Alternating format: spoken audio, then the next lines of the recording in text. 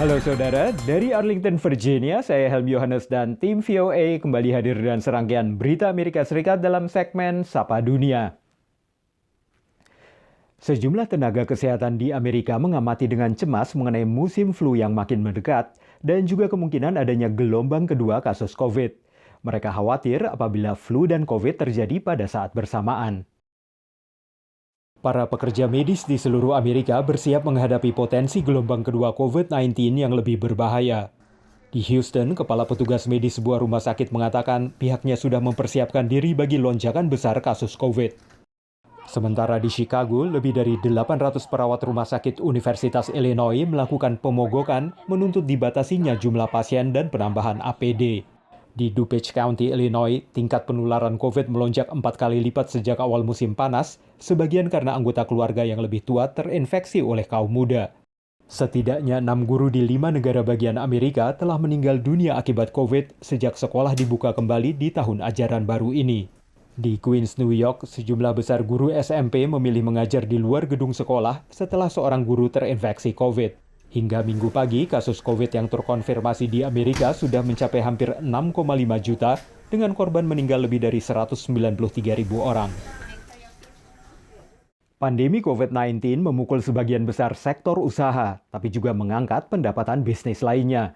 Ini tercermin dalam daftar 400 orang terkaya di Amerika, di mana bos-bos perusahaan teknologi cenderung bertambah kaya, sementara pengusaha properti dan energi terpuruk. Bos raksasa retail daring Amazon, Jeff Bezos, bertahan di posisi teratas daftar orang terkaya di Amerika Serikat versi majalah keuangan Forbes. For the third year in the row, Jeff Bezos is at the top of the list. He's worth $179 billion this year. I should note that we used stock prices from July 24th to put the list together. And so, of course, people's net worth changes every day. He did get a little bit over $200 billion since then, but he's dropped back down below that. Salah satu dari 18 pendatang baru dalam daftar 400 orang terkaya di AS adalah Eric Yuan, direktur utama perusahaan layanan pertemuan video Zoom yang melejit penggunaannya selama PSBB dan bekerja dari rumah. Efek virus corona memang terasa dalam daftar Forbes tahun ini. The pandemic it's been interesting. Some companies have really benefited. More people are shopping online. Amazon shares have been up a lot. More people are using Zoom. Zoom shares are up a lot. More people are concerned about cybersecurity. So some of those companies are up a lot. We've had some new people from cybersecurity on the list. And yet, other sectors have really, really struggled. The hotel sector, the oil and gas is way down. Nilai total kekayaan ke-400 miliarder ini mencapai 3,2 triliun dolar, angka tertinggi sepanjang sejarah. Demikian laporan tim VOA. Beralih ke salon rambut di sejumlah kota di California yang kembali membolehkan potong rambut di dalam ruangan, meski pemerintah kota masih membatasi jumlah pelanggan. Di tengah suhu udara yang masih relatif panas pada saat ini, opsi pangkas rambut di dalam ruangan mendapat respons positif dari para pelanggan.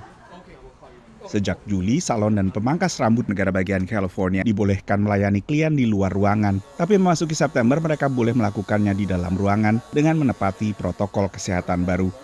First haircut in 6 months. I've been shaving my head with clippers and doing a terrible job.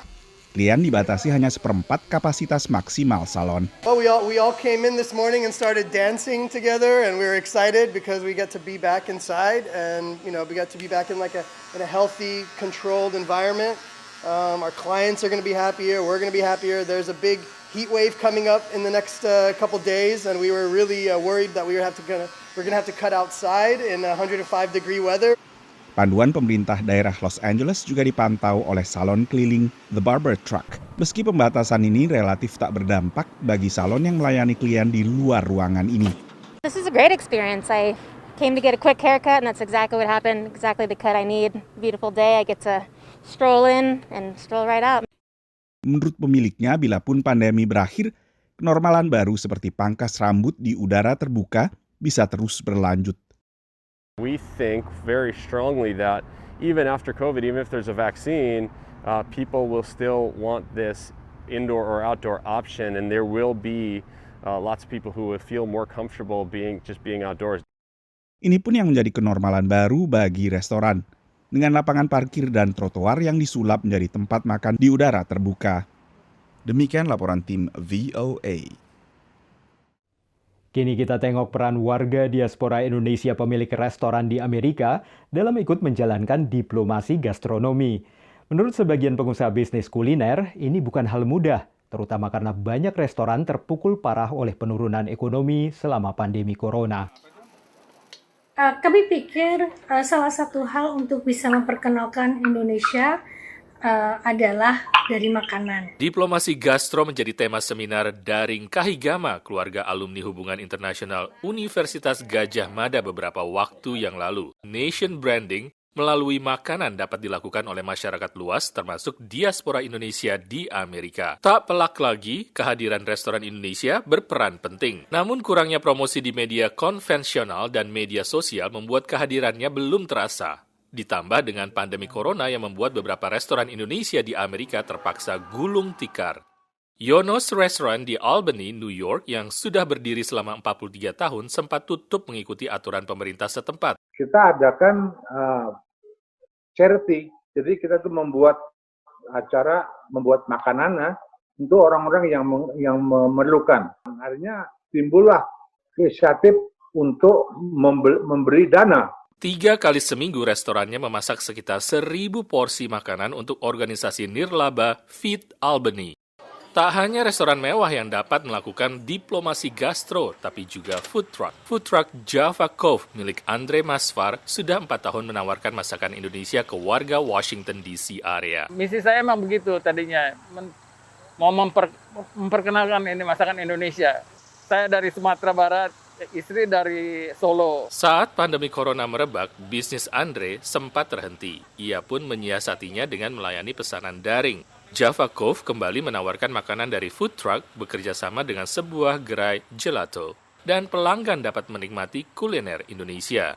Dari Washington DC, tim VOA. Saudara, kami akan kembali dengan Sapa Dunia Senin depan. Terima kasih atas perhatian Anda. Dari Arlington, Virginia, saya Helmi Yohanes dan tim VOA.